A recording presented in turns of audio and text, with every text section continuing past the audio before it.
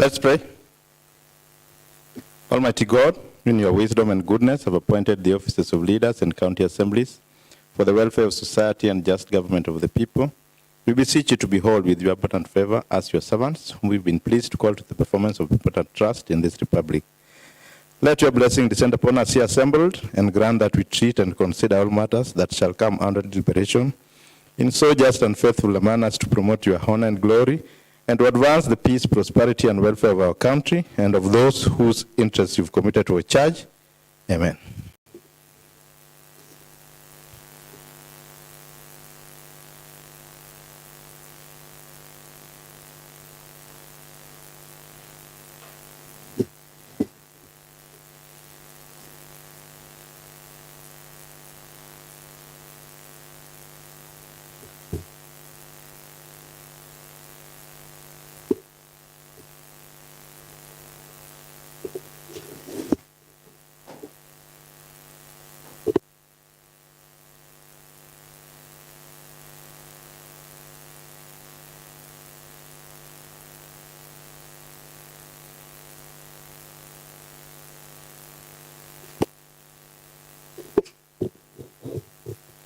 Madam Clerk, please take us through the order paper of today.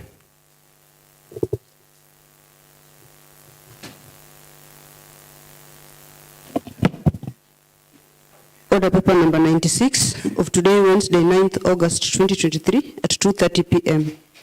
Order number 1, administration of oath. Next order. Order number 2, communication from the chair. Thank you, honorable members, and welcome to this afternoon session. With us on the gallery are students and teachers from Chianda High School in Siaya County. We have Mr. I want to call the name of the teachers, Mr. Ogonda. Thank you. Mr. Nyakwaka. Thank you. Mr. Opudo. Thank you. Mr. Ogambo. Thank you. And finally, Mr. Anyul. Thank you. We want to welcome you to the County Assembly of Kisumu. And on that note, I want to give the honorable members to welcome the students and teachers from Chianda High School to the County Assembly of Kisumu. I think I'll give maybe 2 honorable ladies and 2 gentlemen. Any member?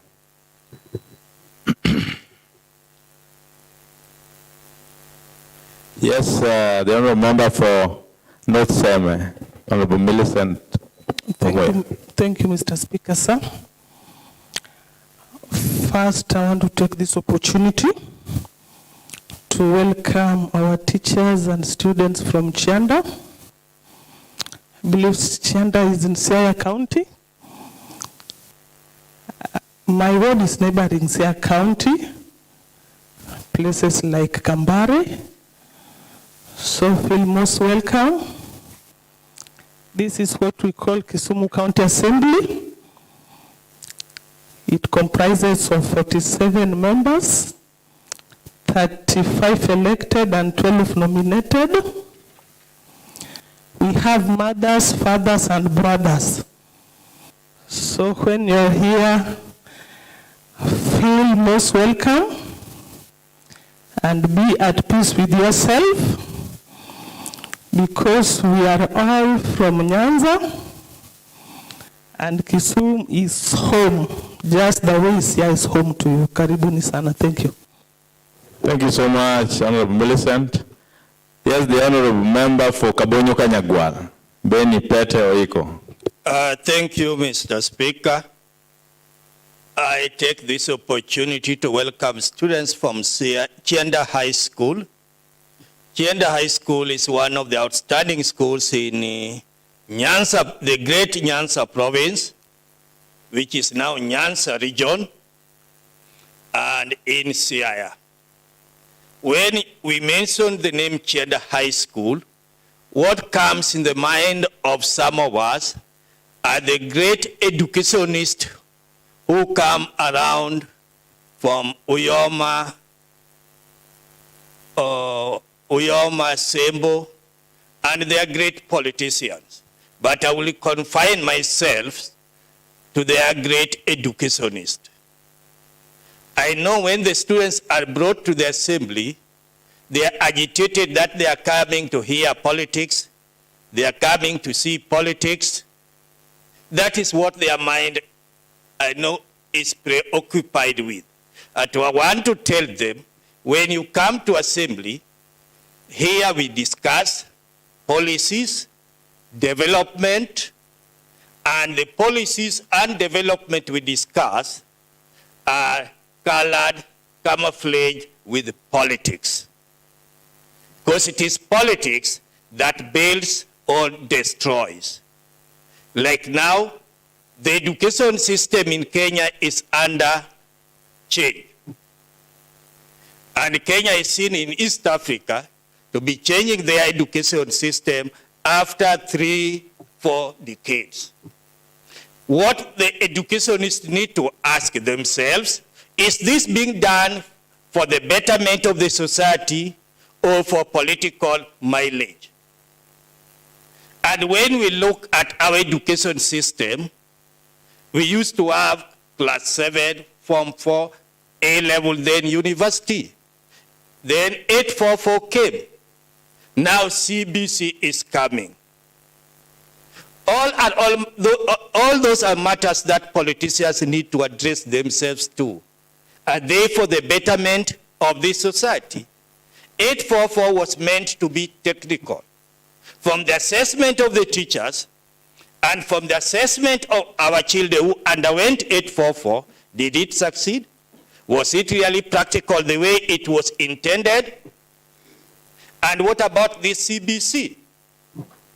Those are matters that we need to address ourselves to. But there's one big problem in the society.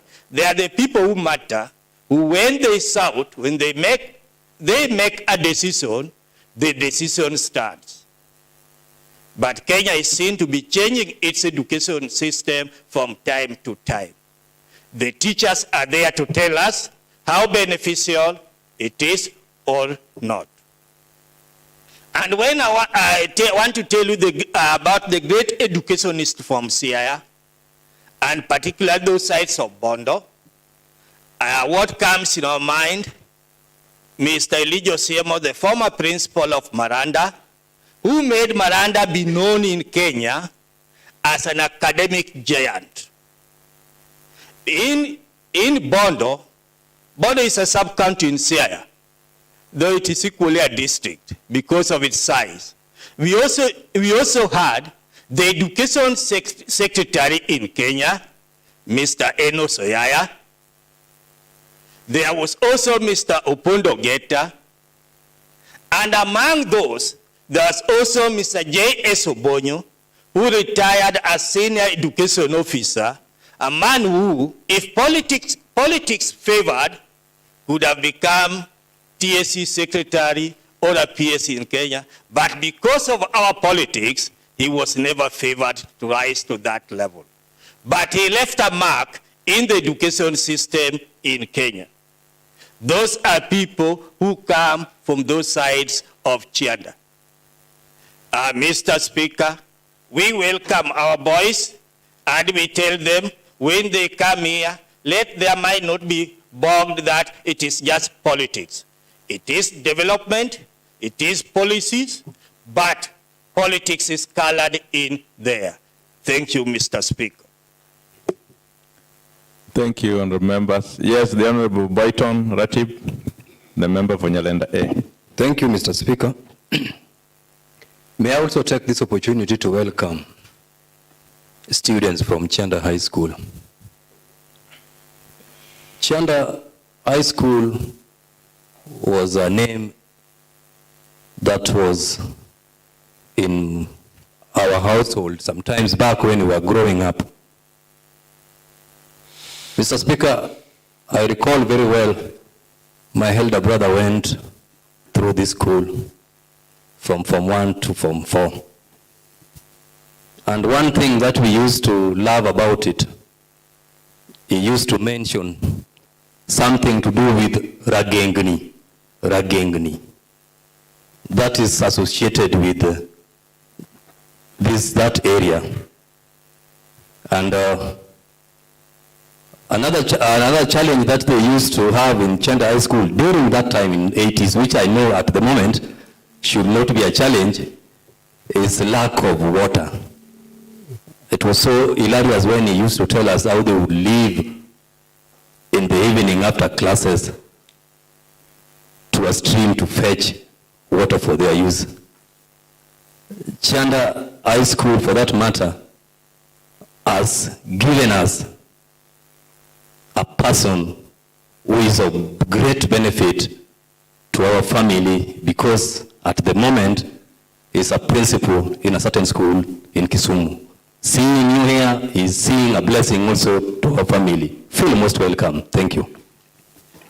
And finally, the Honorable Member, Emily Anyango. Thank you, Mr. Speaker, for giving me this opportunity. First of all, I'd like to welcome Chianda High School to Kisumu County. I happen to be a student in Rarieda from Luak Girls High School, and I know Chianda was one of our brother schools. You know, back then we used to have something called Tiamat. And whenever we did Tiamat, Chianda used to beat us. I don't know whether Chianda still does well in mathematics. It was a very good school with mathematics, and we used to fear them. But that doesn't stop you from achieving what you want to achieve, even if you don't do as well as you used to do. I'd like to encourage you, because you're growing up during the times when you have these opportunities. We never used to have these opportunities to come and visit assemblies. You know, back then we only had the National Assembly. And getting a trip to take you all the way to Nairobi was not easy.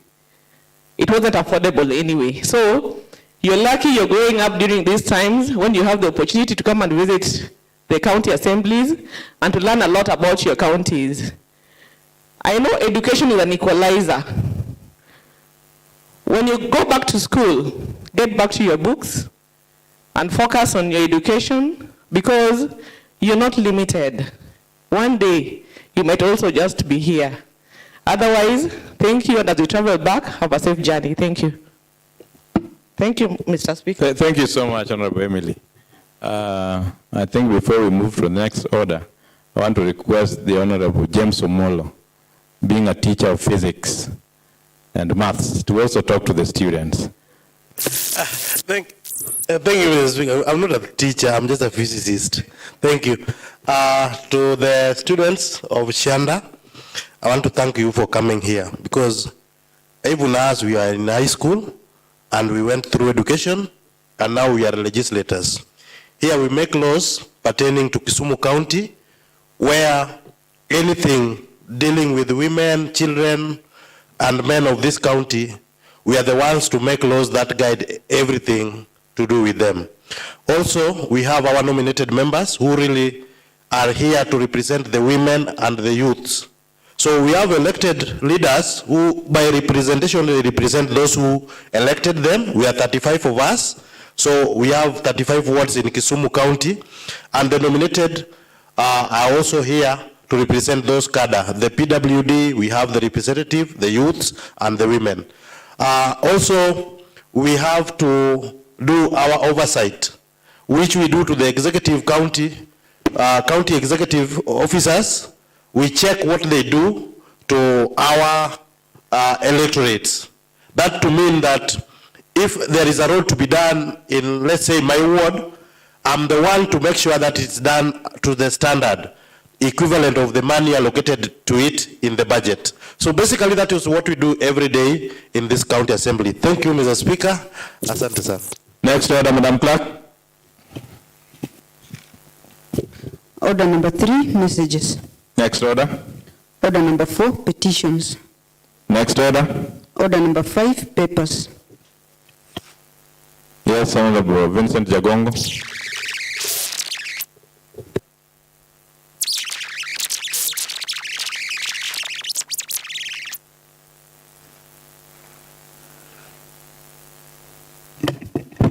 Okay.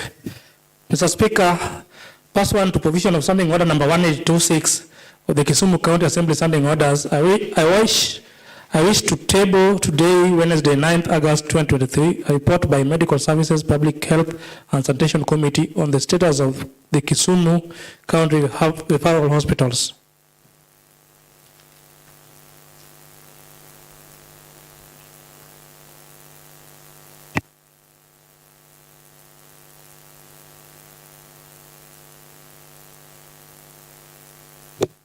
Thank you, honorable members.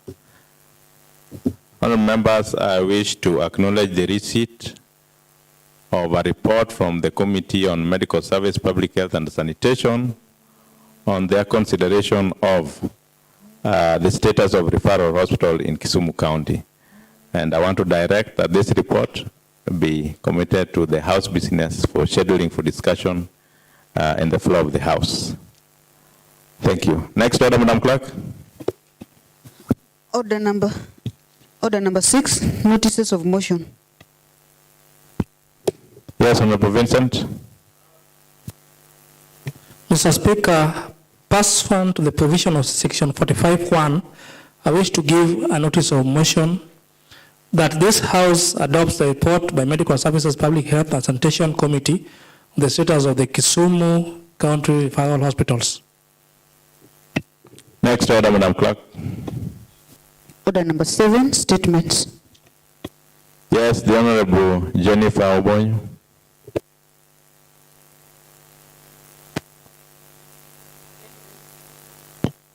Thank you, Mr. Speaker. Pursuant to Standing Orders number 41, 2B of the Kisumu County Assembly Standing Orders, I wish to request for a statement from Land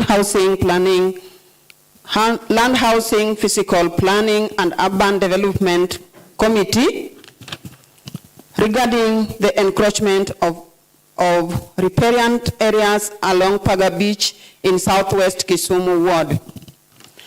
Mr. Speaker, sir, it is the public domain that there has been encroachment along the riparian areas of the beach by land developers who have fenced their lands up to the source of the lake.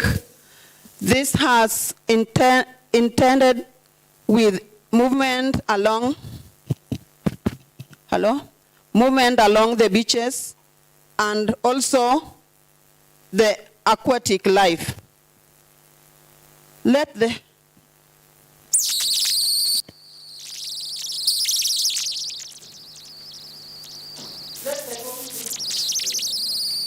Sergeant Atam, why are you taking away the microphone from the honorable member?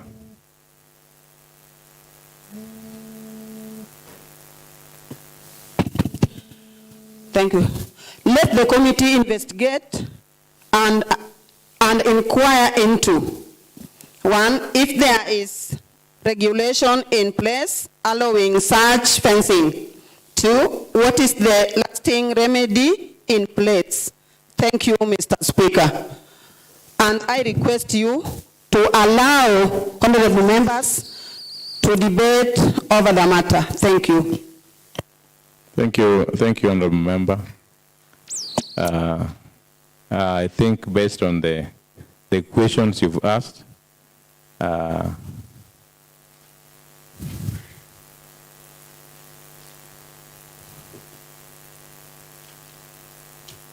Thank you so much, honorable member. I think based on the questions you've asked, 1, if there's any regulation, and 2, a lasting remedy to be put in place. I don't see what I can give members to debate on, but I want to give the chair of land, housing, urban planning, and physical planning to, if there's any comment that he wants to make about the statement. Thank you, Mr. Speaker. I think at the moment there is no comment I can give, but given time, I as a committee, we will do a site visit and ascertain proof of the statement that has been brought to our attention. Thank you. What do you insinuate when you say you are given some time? How much time, honorable member? Mr. Speaker, I think 2 weeks will be 2 weeks will be appropriate. Thank you. I think on your submission, honorable member, I want to direct that this statement be taken to the Committee of Land, Housing, Physical Planning and Urban Development and report back to this assembly in 14 days. That is exactly 2 weeks that you've mentioned. Clerk, please note that down so that you do a reminder so that they can bring answers to the honorable member for Southwest Kisumu in 14 days. Honorable members, we are on statements. There being no any further statements. Next order, Madam Clerk. Commencement of business. Order number 8, motion. Adoption of the report by liaison committee on the apportionment of the annual operating budgets among committees for the financial year 2023-2024 by the Honorable Nerea Okombo. Yes, the Honorable Deputy Speaker Nerea Okombo.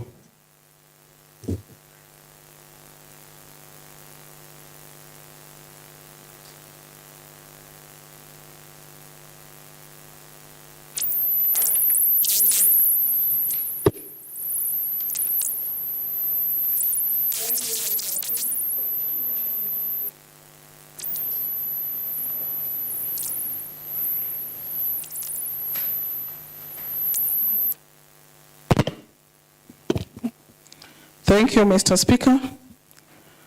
Mr. Speaker and honorable members, pursuant to the provisions of Standing Orders number 194-2B of the Committee of Liaison is mandated to deliberate on apportionment of annual operating budgets among committees. The committee held a special sitting on Tuesday, 1st August 2023, where it unanimously resolved by minute number 14/CAK/LC/August/2023 to retreat to Nakuru from Thursday, 4th August 2023 to Tuesday, 8th August 2023 to interrogate each committee's work plans and further apportion budgets for the committees. During the retreat, the chairpersons presented their work plans for the year 2023-2024 and defended their estimates therein. The liaison committee thereafter embarked on the apportionment exercise. This report, therefore, is on the apportionment of the annual operating budgets among committees for the financial year 2023-2024 in accordance with the County Assembly Standing Orders. Mr. Speaker and honorable members, on behalf of the liaison committee, I wish to thank the office of the Speaker and the office of the clerk for the support accorded to this committee during the processing of this report. I also wish to thank the members of the committee for their tolerance and objectivity in the entire process and not forgetting the committee secretariat for the immense support during the production of this report. It is therefore my pleasant duty and privilege on behalf of the committee to table this report by liaison committee on the apportionment of annual operating budgets among committees for the financial year 2023-2024 and recommend the same to this House for further consideration and subsequent adoption. Mr. Speaker and honorable members, the main objective of this exercise was to apportion the annual operating budgets among committees. Methodology. In coming up with the report, the committee relied on the following methodology. Number 1, examining work plan submitted by the House committees. Number 2, held meeting in order to build consensus on such issues and identifying best method to be used while apportioning funds to various House committees. And number 3, we held a retreat to do the same. Mr. Speaker, all that is contained in the annexes attached to the report, which is Annex 1, 2, 3, 4, and 5. And those annexes are attached to the report. In considering the legal framework, Mr. Speaker, the committee, while carrying out its exercise, was guided by the following statutory instruments. Number 1 was the Constitution of Kenya 2010. Number 2, Kisumu County Assembly Standing Orders. Number 3, approved report of the budget estimates of the Budget Committee on its consideration of the Kisumu County budget estimates for the financial year 2023-2024. And finally, House Committee's work plans. Our mandate as a committee, Mr. Speaker and honorable members, the liaison committee is established pursuant to the provisional standing orders number 194 of the Kisumu County Assembly Standing Orders, which provides that 1, there shall be a select committee to be known as liaison committee, which shall consist of the chairperson of committees as the chairperson, and all chairpersons of other committees of the county assembly. The liaison committee shall A, guide and coordinate the operations, policies, and mandates of all committees. B, deliberate on and apportion the annual operating budget among the committees. C, consider the programs of all committees, including their need to travel and sit away from the precincts of the assembly. D, ensure the committee submit reports as required by these standing orders. E, determine whenever necessary the committee or committees to deliberate on any matter, and F, give such advice relating to the work and mandate of select committees as it may consider necessary. The liaison committee is also mandated to consider reports compiled by other committees and any other pending works or reports of the committees, and report to the county assembly on the consideration of such reports. Committee membership, Mr. Speaker and honorable members, based on the report of the selection committee on the constitution of house committees that was adopted for the formation of the committee on selection adopted by the House on the 17th August 2023, and in line with the standing orders number 194-1, the liaison committee is constituted as follows. Number 1, Nereo Kombo. Hon Nereo Kombo was the chairperson. Honorable Vincent Jagongo was the vice chair.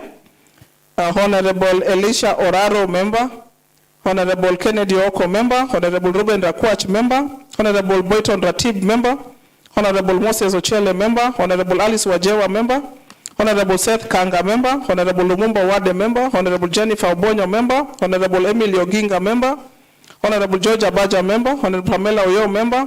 Honorable Samuel Dede, member. Honorable Kennedy Ouko, member.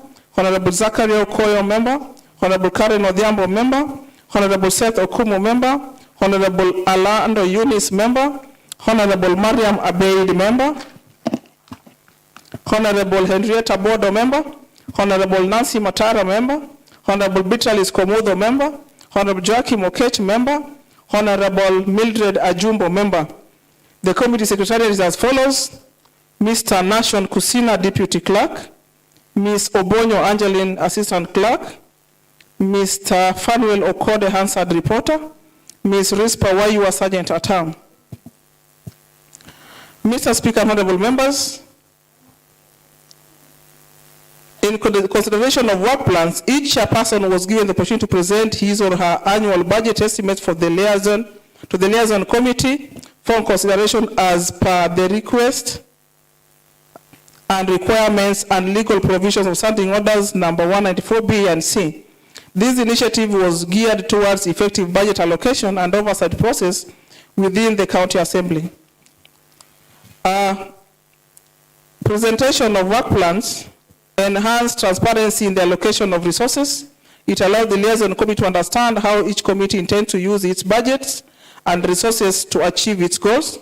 This transparency ensures that the allocation process is fair, based on needs, and aligned with the overall objectives of the county.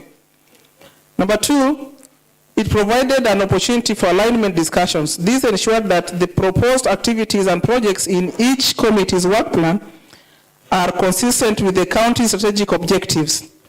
Number 3, it gave chairpersons the chance to justify their estimates and resource allocation requested for their committees by explaining how the proposed activities contribute to the county's development, which played a key role to the liaison committee in making informed decisions about budget allocation.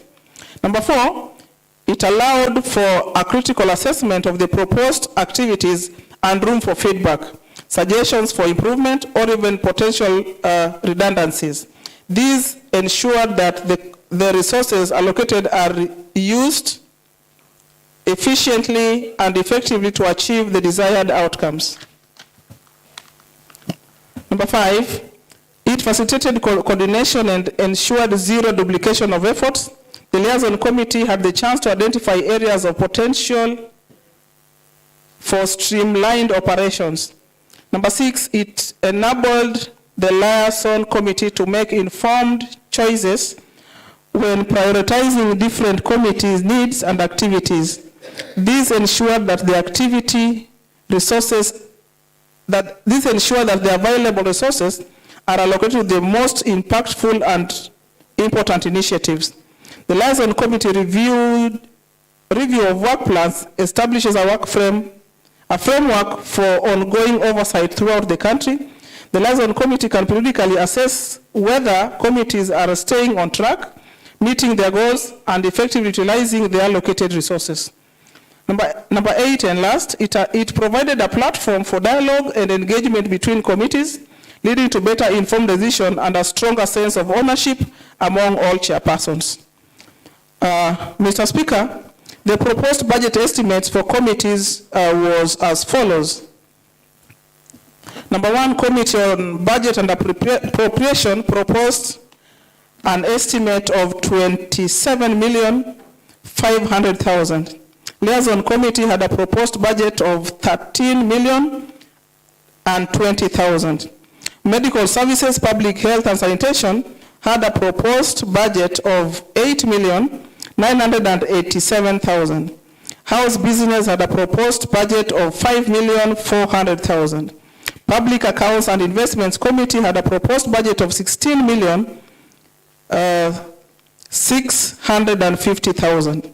Committee on Administration of Law, Justice, Constitutional Affairs, Good Governance and Security had a proposed budget of 6,262,000. Appointments Committee had a proposed budget of 2,137,000. Agriculture, Fisheries, Livestock and Development and Irrigation Committee had a proposed budget of 5,697,900 Kenya shillings.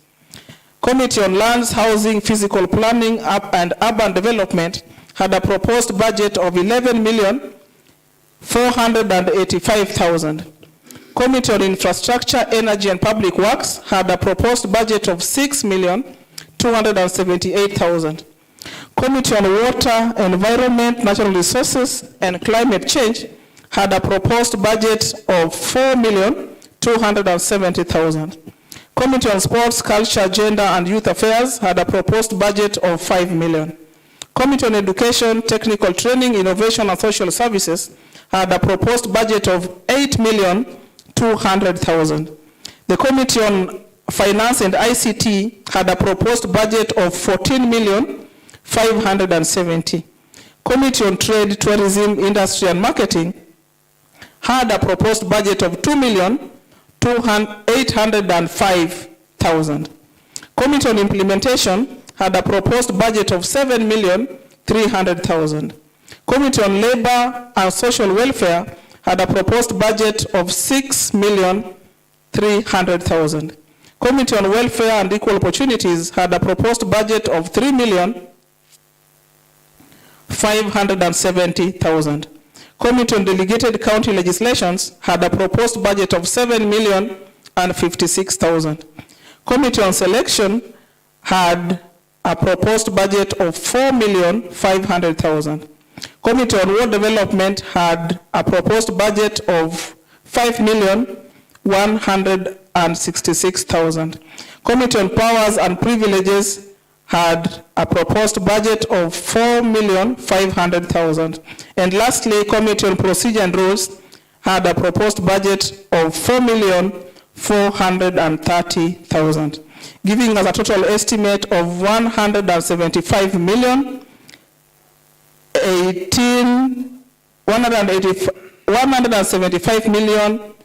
and 18,956 Kenya shillings. Apportionment of the budget and the criteria used. Mr. Speaker and honorable members, in determining the criteria to be adopted in apportioning of the budget, the committee considered population of each committee as pertains the membership, its mandate, and any other statutory obligation as conferred by the law. For this financial year 2024, the total budget allocation for committee operations is 74 million. This amount as approved in the budget, is hereby shared as follows. The sectoral committees, which are 11 in number, had a total share of 44%, which is 32,600,000. The select committees, which are 13 in number, had a share of 56%, which totals up to 41,400,000, giving us a total of 74 million Kenya shillings. Mr. Speaker and honorable members, having considered all factors as indicated above, below is the approved budget for all committees as approved by the liaison committee. Number 1, budget and appropriation committee was approved at 8 million Kenya shillings. The liaison committee was apportioned 8,700,000 Kenya shillings. Public Accounts and Investment Committee was apportioned 3,500,000 Kenya shillings. Medical Services, Public Health and Sanitation was apportioned 3,600,000 Kenya shillings. Committee on Administration, Committee on Administration of Law, Justice, Constitutional Affairs, Good Governance, Security was apportioned 3 million Kenya shillings. Committee on Agriculture, Fisheries, Livestock Development and Irrigation was apportioned 3 million Kenya shillings. Committee on Lands, Housing, Physical Planning and Urban Development was apportioned 3 million Kenya shillings.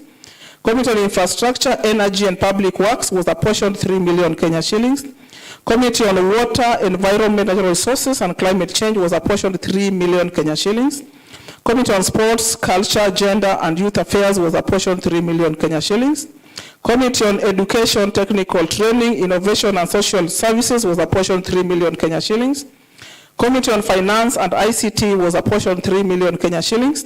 Committee on Trade, Tourism, Industry and Marketing was apportioned 3 million Kenya shillings. Committee on World Development was apportioned 2 million Kenya shillings. House Business was apportioned 2,700,000 Kenya shillings. Committee on Implementation was apportioned 3 million Kenya shillings. Committee on Labor and Social Welfare was apportioned 2 million Kenya shillings. Committee on Appointments was apportioned 2 million Kenya shillings. Committee on Welfare and Equal Opportunities was apportioned 2 million Kenya shillings. Committee on Delegated County Legislations was apportioned 2 million Kenya shillings. The Selection Committee was apportioned 2 million Kenya shillings. Committee on Powers and Privileges was apportioned 2 million Kenya shillings. Committee on Procedure and Rules was apportioned 2 million Kenya shillings. And finally, the Speaker's panel was apportioned 1,500,000 Kenya shillings, giving us a total budget of 74 million Kenya shillings. Committee recommendations. Mr. Speaker and honorable members, all said and done upon deliberations and agreements of its members, the committee therefore recommended as follows. Number 1, that all requests of committee retreats will be henceforth be addressed to the liaison committee through its chairperson, who will thereafter forward the same to the office of the clerk. The request should include a list of participants and a total amount expected to be spent. 2, that the liaison committee shall obtain a list of all staff of the county assembly and then will share at least 1 individual for the sectoral committee and 2 individuals for the select committees to each committee retreat on a rational basis and ensure that all members of the staff get equal opportunities.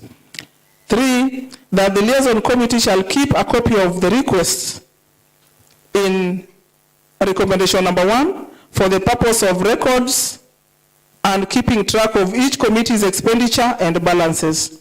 Number 4, that after the addition of recommendation number 2, above, a copy of new lists shall be communicated to the respective committee clerks to enable them keep updated records of all their committees' expenditures and track of the committee balances. Number 5, that the committee should focus on benchmarking to enable them maximize on their budgetary allocations. Submissions of reports and work plans to the liaison committee. That all committees should submit their half-yearly progress reports to the liaison committee on a day not later than 31st January for the periods ended 31st December and not later than 30th July for the periods ended 30th June. That the liaison committee to be retreating all the quarterly reports submitted by the House Committee in order to review their performance vis-a-vis the budget absorption. Number 8, that the House Committee should submit their work plans to the liaison committee no later than the 20th July for every financial year, after which the liaison committee will harmonize them in preparation for apportionment of committee annual operating budgets for that particular financial year. Finally, that the work plans will henceforth include a statement of expenditures of each committee budgets for the previous year. In conclusion, Mr. Speaker and honorable members, it is now my humble request that this House approves this report by the liaison committee on the apportionment of the annual operating budgets among committees for the financial year 2023-2024, and I want to call upon my Deputy Honorable Vincent Jagongo to second. Yes, Honorable Vincent Jagongo. Thank you, Chair, for that elaborate report. Mr. Speaker, I want to support the report, and I want to second it for the following reasons. Mr. Speaker,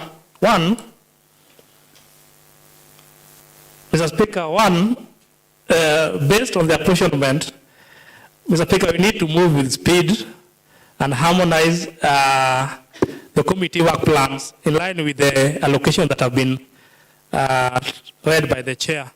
Because if you look at the proposals made by the chairs and the apportionment that have been given, they are not the same. So we need to move with speed as chairs and harmonize our work plan in order to fit with the budget that has been approved for the committees. Speaker, again, I want to say that based on the numbers of the committee, numbers for different committees, we are able to have more than 2 meetings outside Kisumu. And I think this will enable us, it will enhance our work output as committee members. So it's a good indication that we are going to do well in the near future based on this budget. Mr. Speaker, I also want to say that committee members, in order for them to work well, or in order for them to oversight the executive, they must be facilitated. So I want to request that in future, let us put more money for the oversight purpose, that is for the committees, so that we can do some good work in oversighting the executive on how they use the money that comes to the county. Otherwise, I stand to support the report. Thank you.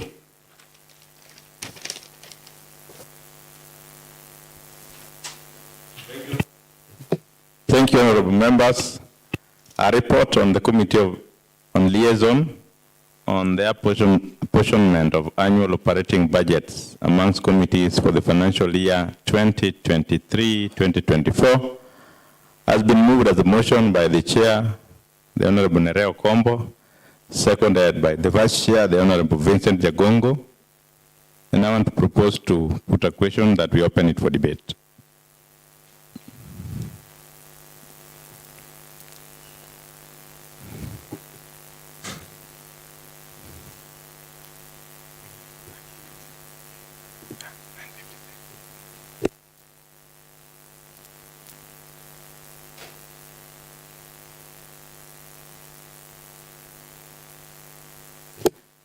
Yes, Honorable Jama. Thank you, Mr. Speaker. Mr. Speaker, I stand to support the debate, the report, and I want to thank Honorable Nerea for giving us this good report. National Committee really did a good job, and I think if we go this way, I think everyone will be served so well. Mr. Speaker, it is only in committees that we make a lot of recommendations. Any parliamentary proceedings, everything is anchored on how we do our legislative work on the committees, at the committee level, and giving them financial support so that they can do their roles.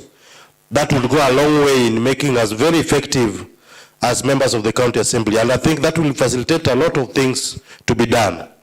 Mr. Speaker, I can see budget got a very substantive amount, but I think the formula used, still I feel budget is under budgeted, because if you check at the number, vis-a-vis amount of 8 million, I think they will be disadvantaged. I don't know how that can be rectified, but because, you see, they are almost times 3 of every sectoral number in terms of membership, and they are only being given 8 million. I think that is really under budgeted. Also, I want to thank the committee for considering Peak Park, which essentially has a lot of roles in the committee.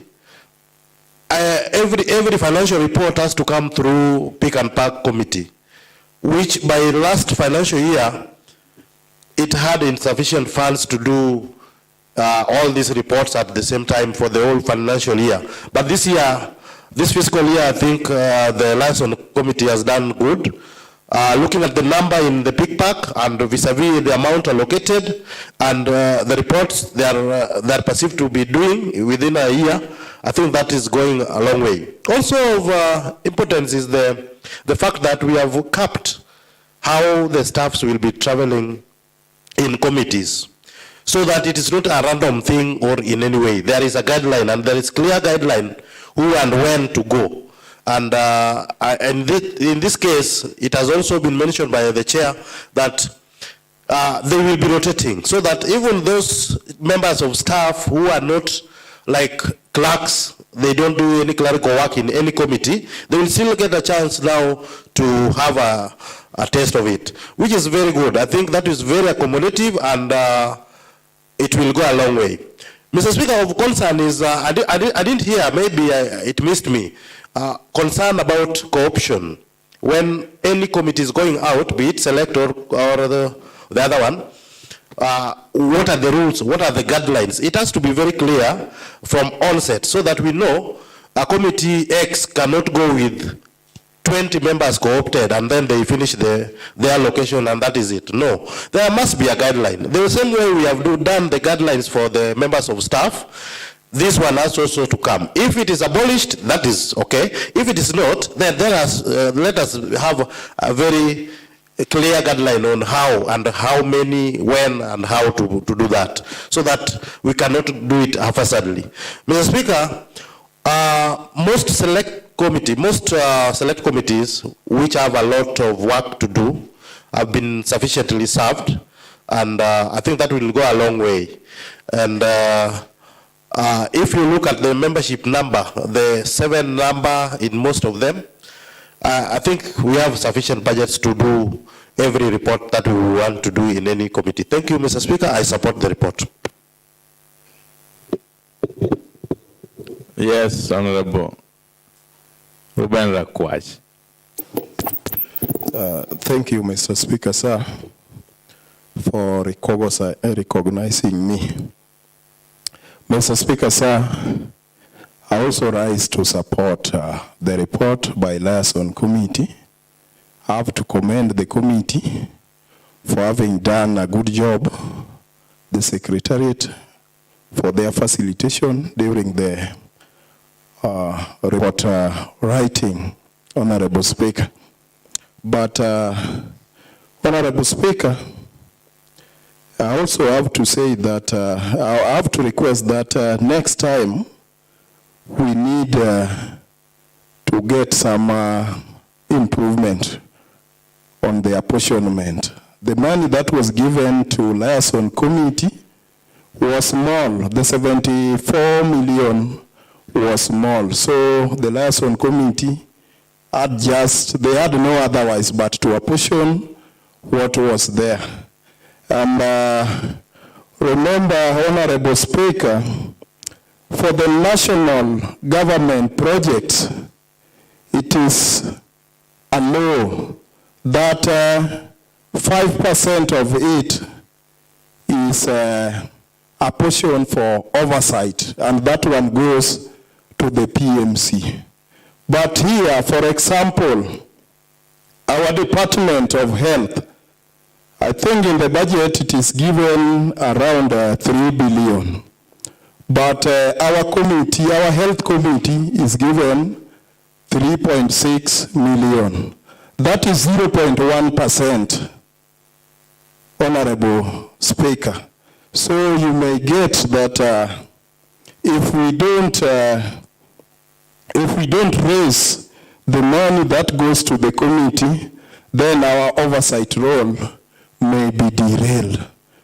And even, for example, PICPAC committee. This is a committee which investigates the use of funds in this county, in the county government, Honorable Speaker. And the county government receives, or has got a total budget of more than 10 billion. And PICPAC could only get 3.5 million, Honorable Speaker.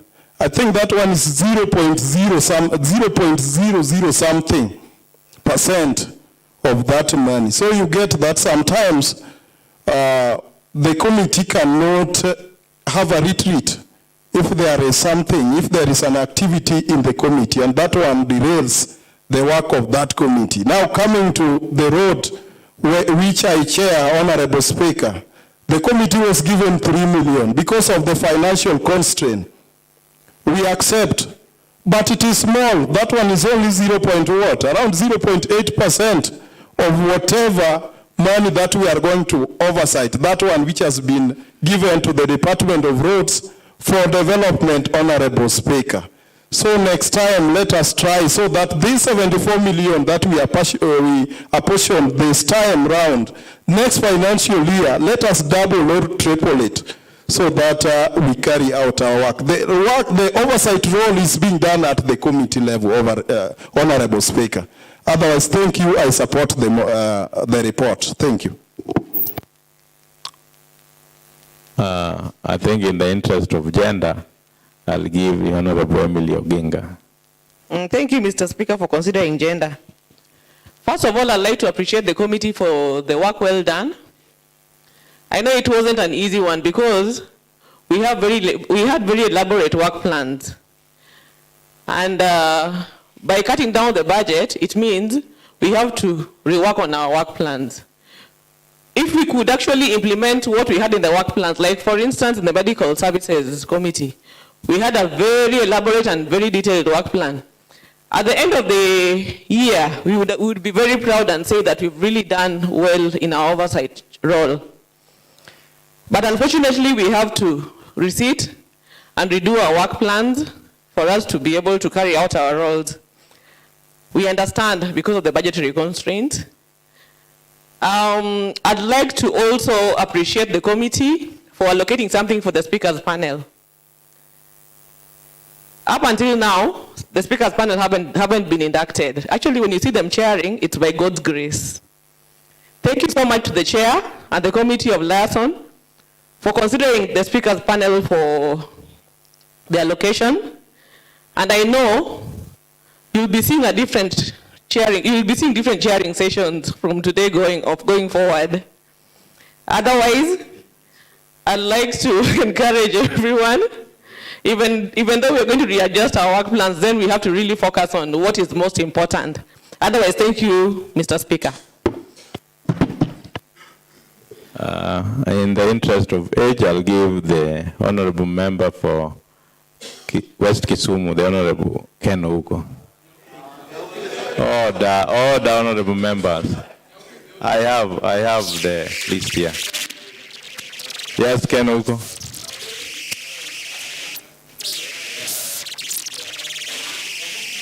Yeah, okay, does not have white hair.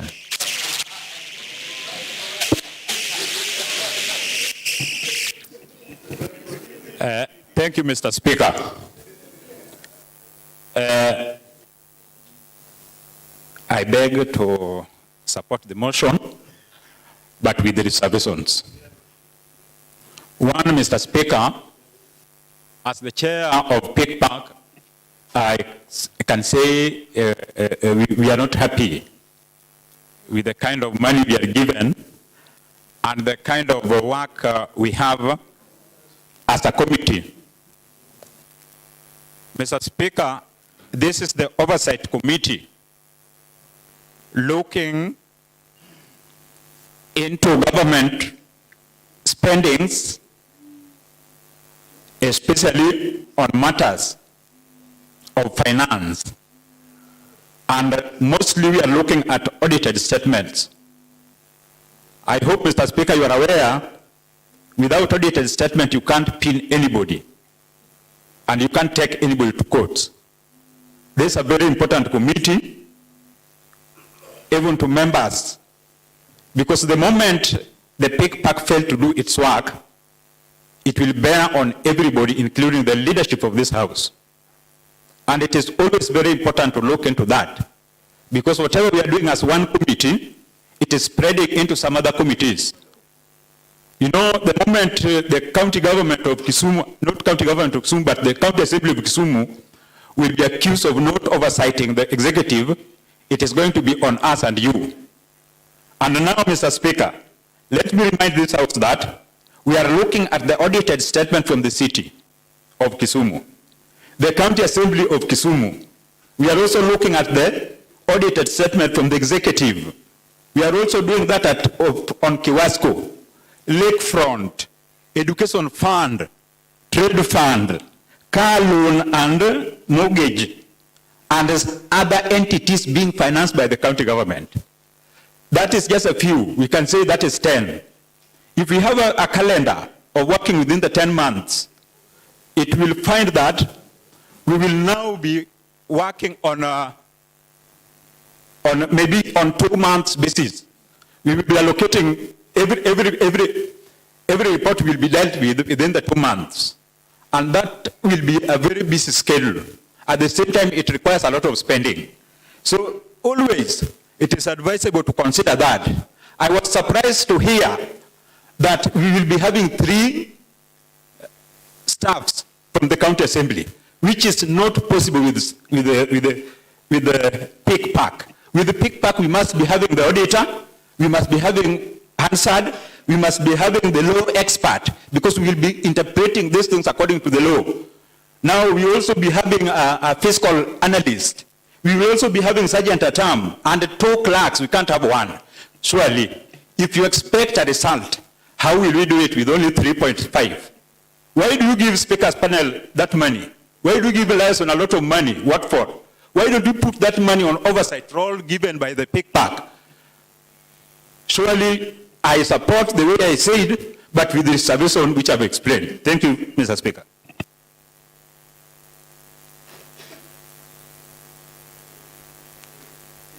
In the interest of religion, then give the Honorable Boyton Ratib Ahmed, the member for Nyalenda A. Correct. Thank you so much, Mr. Speaker. I want to thank you for taking that into consideration. In the interest of religion, I'm the only Muslim in this house. Oh, we are 2 anyway. Oh, Mr. Speaker. Mr. Speaker, I don't know whether I'm audible enough. Mr. Speaker, I also want to support the report that has been given, that has been presented by the Chair for Liaison.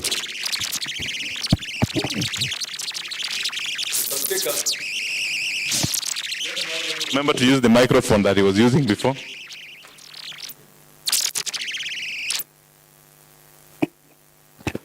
Mr. Speaker, it was not an easy task by the committee to apportion what was a quarter of what was expected of them to do. You realize the workload of this assembly lies in the committees. And each and every committee had outlined properly the work plan that they had for this fiscal year. Irrespective of the amount of monies that were given to these committees, Mr. Speaker, I believe and I know the chairs of these committees are men and women of substance who will deliver, irrespective of the amount of money that have been allocated. Why am I saying so? Mr. Speaker, there is a window that was open to the chairs. One, if the money is not enough for your committee, you can do networking. You can liaise with some non-governmental organization. You can liaise with our partners so that you get extra money and you actually do what exactly was in your work plan. Point of order, Honorable Speaker. Point of order, Mr. Speaker.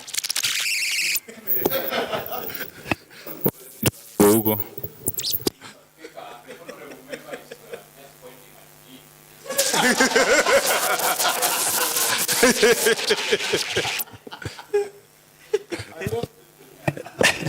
Allow the honorable member to make his submissions. Mr. Speaker, because I can hear him address the chair. That's what's most important. Proceed, honorable member. Thank you, Mr. Speaker. I don't want to take an offense, but you realize I'm addressing Mr. Speaker. Thank you so much, Mr. Speaker, for protecting me. Now, the second thing that I want to put across, Mr. Speaker, is that the chairs of these committees, we don't necessarily need to go outside the county to do our reports. Given the limited amount, given the limited funds that we have been given, some of the work for the committees we may do within the assembly presence. That will make us actually realize the work plan that we had for our committees. Mr. Speaker, I'm saying so because in the last budget, we realized there are some committees which undertook their work outside Kisumu County, and upon coming back, the money was depleted.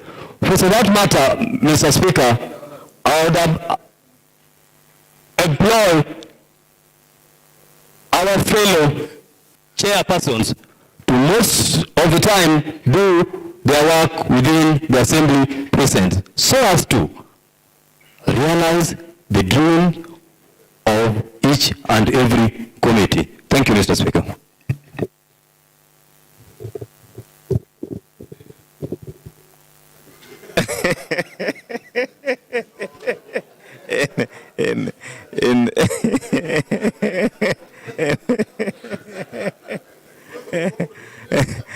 In the interest of the Sugar Belt region, but I want to give the Honorable Tom Nyaoke for having stood for so long. And Thank you very much. 1, 2. Thank you. Thank you, Mr. Speaker, for that opportunity. Mr. Speaker, my colleagues have put their sentiments regarding the same. I wish to also support the motion, and what I needed also my colleagues to understand is that we always have to cut our quotes according to our size. Mr. Speaker, it is a fact that a little money has been allocated for all these services, but then as we can see, it is about 74 million. I must congratulate the committee, well headed by our own Dr. Nereo Kombo and the deputy, Dr. Jagongo, which really the report is very precise and easy to understand, Mr. Speaker. For this, I must applaud them for the good work that they have done. I also understand the predicaments of the chair for PICPAC. I believe he's still the one, Dr. Uko. But Mr. Speaker, when we look at this, there are certain committees that really you can cut some small amount we take back to, particularly Department of Health, the Health Committee, and the PICPAC Committee. If I was given the powers, Mr. Speaker, I would have looked at some few areas that really does not require a lot of activities and try to finance, particularly what I understand, the two committees which are very, very essential, like the Health Committee and the PICPAC Committee. Mr. Speaker, if I would be the chair of Ward Development, I would actually give up about 1 million shillings to be taken to Health Committee to help do about that, Mr. Speaker. It is genuine because we have been there. Some of them does not really require a lot of extensive travel. I've been in PICPAC, I understand what they do, and seriously, we need these two committees to be capacitated properly, Mr. Speaker. So I think next time, Mr. Speaker, can you protect me, Mr. Speaker? Mr. Speaker, I beg for your protection. Mr. Speaker, can you protect me, please? I'm being... Mr. Speaker. The other thing that... where is... Thank you, Mr. Speaker.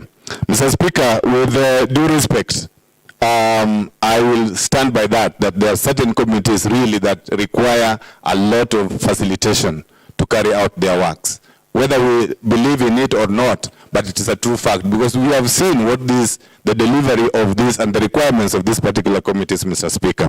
Otherwise, I'll stop there and remind you, Mr. Speaker, that next time we are doing this, we need to commit a lot of pressure on the liaison committee to give priority to some very important. I know all committees are important, Mr. Speaker, but some really, naturally, they require a lot more of attention than the rest. Thank you, Mr. Speaker. I beg to support. Yes, the Honorable Komudo.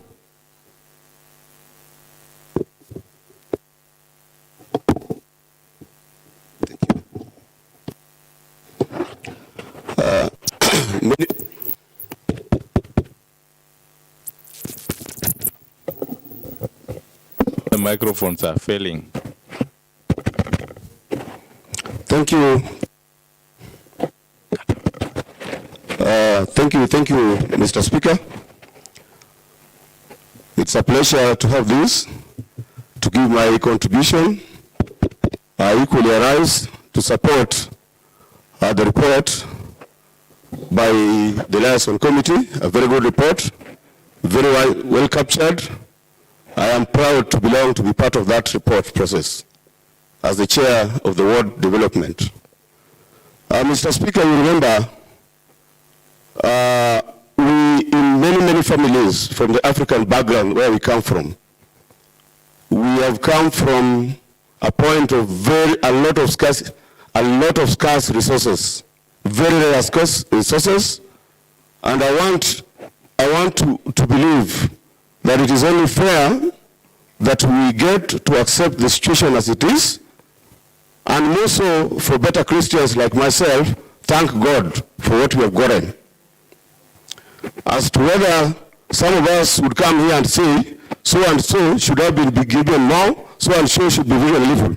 If some of us are failing typical in their own lives, they should not drag that along to the reports in the House, because from what comes out very clearly is that each and every committee here considers themselves to be important. Indeed, some Some may be not as expensive as we expect or as comprehensive as we expect, but at the end of the matter is that all of us are expected to work. I therefore call upon anybody who will be crying along that their budget resources are minimal. We are also called upon to sacrifice. We are called upon to sacrifice. It is not money that is required. Today, I know 2-3 tasks that I will do purely without money. Please let us learn to accept the amount which has been allocated to us. And I would also like to tell my colleagues who have been given much more at 3.5 million, that some of us, we have ended up with 2 million, and we are as low as an envelope. Secondly, I would like to tell my colleague who was here to stay that some amount should be deducted from my committee, that if he has to fail, let the person fail as an individual, but not the committee. The committee is strong, and we are up to the game, and we appreciate the committee of liaison for having given us the 2 million. I highly support, and I remain to support the report 101%. Thank you so much, Mr. Speaker. Yes, Honorable Millicent Ajumbo. Mildred. Thank you. Yeah, thank you, Mr. Speaker. I rise to support the reports by the Liaison Committee on the apportionment on committee's annual operating budgets. I support it with the recommendation, not recommendation, but from the committee's total of 175 million coming down to 74 million, based on the resources that we have, Mr. Speaker. Mr. Speaker, I support the report. Note that my committee, I cannot stand here to say my committee has been given this amount of money. This was based on the allocation, 1 man, 1 shilling maybe. Mr. Speaker, I can see there is a recommendation that we do our reports in the premises of the Assembly. Mr. Speaker, even if you have 200 reports, I believe even with 3 million or 4 million, you don't have to go to a hotel to write a report. I want to support that most of the reports that some committees are saying they have 1 million reports, they can still be done in the premises of the County Assembly. So I support that, Mr. Speaker. I have also seen from the item 2 of the recommendations, that's on, it's not page labeled, but it's written that Liaison Committee shall obtain a list of all staff of the county, of the Assembly, and at least include 1 individual for the sectoral committees and 2 for the select. Mr. Speaker, the select committees, you realize most of them are 9 members, and they are the people that have been given 2 million. So when you say that you give them 2 million with the 9 committee members plus select committee, again you get 2 other staff plus the other staff that they have, Mr. Speaker, that will reduce the amount, and they will end up going for only 1 trip.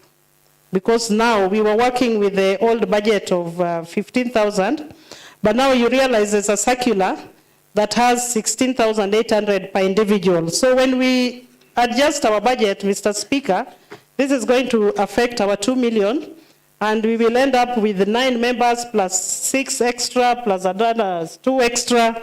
So most of these committees that are select will end up with 1 trip, Mr. Speaker. Thank you, Mr. Speaker.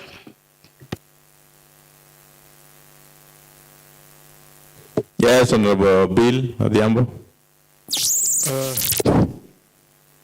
Thank you, Mr. Speaker.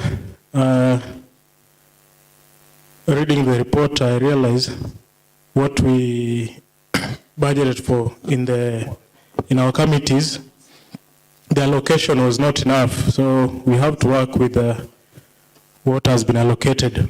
Mr. Speaker, we came here to serve as honorable members, so we'll try to work with the budget that we have. But I believe in our next allocations, we should consider some committees.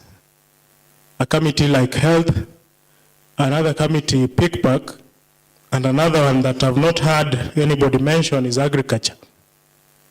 I believe if we give agriculture enough amounts, we can do a lot in our county. So, Mr. Speaker, as I support, I want to ask honorable members and the liaison committee in our next meetings for such, let us have another formula, considering agriculture is a very important committee, considering health is very important. I'm not saying that others are not important, but health, agriculture, PICPAC, being that PICPAC is the investigating committee now in the assembly, we should allocate these committees enough money so that we do our best as a county assembly. Thank you. Yes, Honorable Benny Pete. Thank you, Mr. Speaker, for giving me time to also give my little contribution on the report. Mr. Speaker, it is becoming very ironical in Kenya that the oversight role is being stifled. It is not only at the county assembly, even the Senate is crying. Even at the Senate level, there's an outcry that the allocation for oversight is being reduced drastically. Why is this being done? There must be a good reason by the administration why this is being done. And I want to tell you members, during the second assembly when we came here, the committee allocation was drastically reduced. During the third assembly, the committee allocation was equally drastically reduced. It is not for nothing. It is intentional to stifle the work of oversight. And from the way members have talked here, some members have lamented, others have supported. The ones who have lamented are giving the true picture. But the ones who are supporting is like the baby cry. Give me that little milk, I take, regardless. Mr. Speaker, resources are scarce, that is true. But it is very surprising of an honorable member who is elected to come and do his work, and who knows that there is money to be allocated for that work, downplaying that allocation and downplaying his oversight role.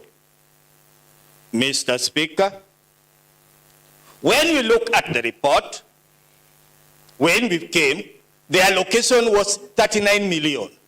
What saved us was the SRC report that did away with the plenary allocation. That is what saved us. The question that was asked, when the committee allocation was about 100 million the other time, how did it come to 39 million? That was a question that was never answered. Today it is 74 million. The members are lamenting. It will not be enough for committee operations. And the plenary depends on the work of the committees. No effective work will be done, Mr. Speaker. That is the truth. When a honorable member stands up to say that reports should be written at the compound of the assembly, you wonder what experience he has on that. The procedure of report writing is that the members must go away from the assembly so that they have a peaceful environment to do their work. And let members note that. Members are also giving recommendations which have never worked out, that the committees should go to the partners. Partners only come in when they have important issues to handle with the committees. And the normal committee functions, the partners can't fund. Let the members note that. And I'm happy. A member raised the issue of corruption, that is Honorable Jemo. He has got out. And corruption is an element of state capture. Corruption is an element of state capture. And why I'm saying that, Mr. Speaker, let us wait and see how the recommendations on Chapter 4 will work out. Because these have been thorny issues in this assembly. The operations of the committee funds.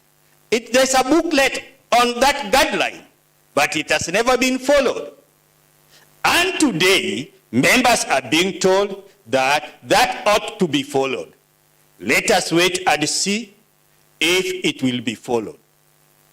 I know some of us may not be beneficiary of the 74 million because some people have failed. When some others are kicked out of it, they will benefit a little more.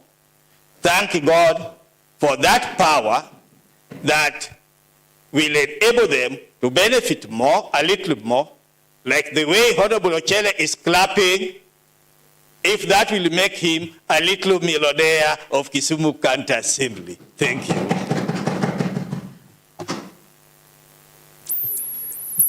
Yes, Honorable Jennifer.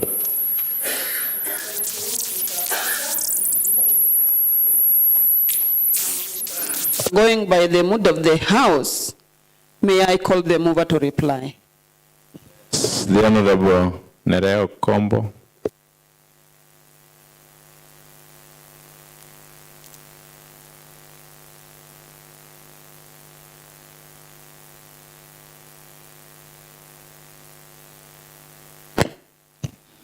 Thank you, Mr. Speaker. Mr. Speaker, I want to thank the honorable members for objectively deliberating on this report. Mr. Speaker, there's a correction that I want to make, that our estimated budget was totaling to 175,018,000. There was a printing error on that. It was not as earlier read as 175,018,956. It is 175,018,000. Mr. Speaker, considering the estimate and the available budget that we had to work with, Mr. Speaker, I want to commend the members who sat down to apportion these monies. It is worth noting, Mr. Speaker, that we have a very big deficit, and it is my request to all the chairpersons and any other committee member that we work with any other development partner that may wish to partner with any assembly committee in furthering our oversight and representative roles, Mr. Speaker, to meet the deficit. Just as a member had earlier said, that we are not restricted to the assembly allocation, Mr. Speaker. Mr. Speaker, in case of Peak Park, Mr. Speaker, we have various bodies like Social Justice, we have Transparency International, and other organizations that are usually willing to give a hand in terms of facilitation, just to make sure that the Assembly executes its role effectively. And I want to urge the Honorable Chair and the members that we reach out to other members that have before liaised and gotten such facilitations to reach out for such support because they are available. Mr. Speaker, during our first time in this assembly as the pioneer members, we had a committee that was not very active in quotes, Mr. Speaker, until it was given the able leadership, chairship of one Honorable Moses Ochele, and that was the Committee on Delegated County Legislations, Mr. Speaker. Mr. Speaker, it is worth noting that even then the allocation was not that big, but the Honorable Chair plus other chairs like the Justice and Legal Affairs reach out to different stakeholders that effectively facilitate those committees. And I think if we were to rank the committees then we would give delegated house legislations, county legislations, number 1, followed by Justice and Legal Affairs, because we had effective networking mechanisms that saw that these committees were effectively funded by our development partners, besides the allocation that was given by the Assembly. Mr. Speaker, it is also worth noting that during the previous year, it was a little hard to establish how much the committees spent during their trips. That's why we are making a recommendation as a committee that all trips be forwarded to liaison for verification before they are forwarded to the committee, to the office of the clerk, Mr. Speaker. This, Mr. Speaker, will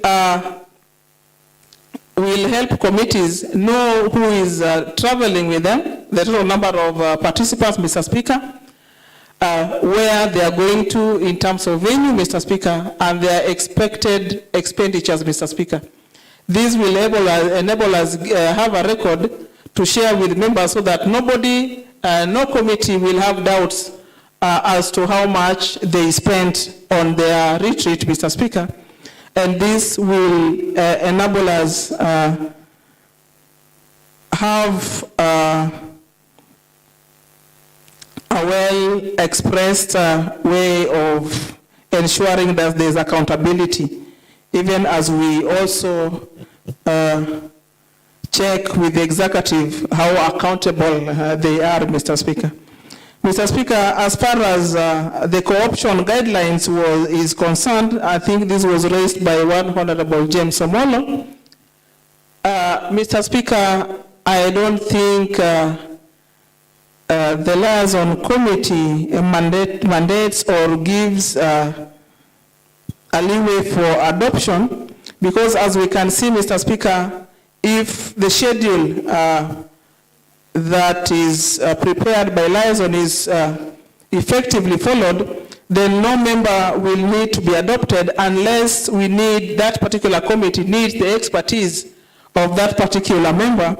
Then that member will have to liaise with the committee chair, yeah, so that we don't have any contradicting opinions on the same. Mr. Speaker, having considered all that, once again, I want to thank the honorable members for their consideration of this report. And I want to ask that may we go into this year energized and ready to work. However limited our resources are, please let's work with what we have. We are praying that the Assembly gets more funding, and if that happens, then the request of members for scaling their allocations upwards will be gladly welcome. Mr. Speaker, I reply. Thank you so much, honorable members. After that reply, it's procedural that we put a question. But before I put a question for the honorable members to adopt this report, I can see we again received visitors in the process of our debate, and they are students and teachers from Nduga School. I believe Nduga is in Nyakach, accompanied by their teacher, Benta Okode, teacher Rose Ogutha, teacher Millicent Apondi, teacher Lydia Akelo, Nashon Onyango, and Nora Adhiambo, Phoebe Abok, and finally Benta Okoth. Feel welcome to the County Assembly of Kisumu. Honorable members, again, before we put a question, it's the role of the Speaker to guide members on the legality of some of the submissions. And in that note, I'm looking at the recommendation, especially recommendation 2, Honorable Chair, that the liaison committee shall obtain a list of all staff of the county assembly and will then include them at least 1 individual for the sectoral committee and 2 individuals for the select committees. Going by the mandate of the standing committee, which you said clearly in the beginning, that is under standing order number 194. It's not listed as part of the work of the sectoral committee, and I believe that's the work of the county assembly clerk. And we should allow the clerk to perform his function as we also perform our function of oversight as members of the county assembly. Up to that point, honorable members, it's time for me to put a question for the adoption of the report by liaison committee on apportionment of annual operating budgets among committees for the financial year 2023-2024. And I put the question that as many as of the opinion that we adopt the report on the apportionment of annual operating budgets among committees for the financial year 2023-2024, say aye. As many as of the contrary opinion say nay. The ayes have it. And the report on the apportionment of annual operating budgets amongst committees for the financial year 2023-2024 by the liaison committee has been adopted today, Wednesday, 9th of August at 16:05. And I direct that this report be submitted to the clerk of the county assembly for reasons of facilitating members in the different committees. Thank you, honorable members. Next order, Madam Clerk. Mr. Speaker and honorable members, there is no any other business to be transacted in There being no any other business to transact, this House stands adjourned until tomorrow, Thursday, 10th August at 2:30 p.m.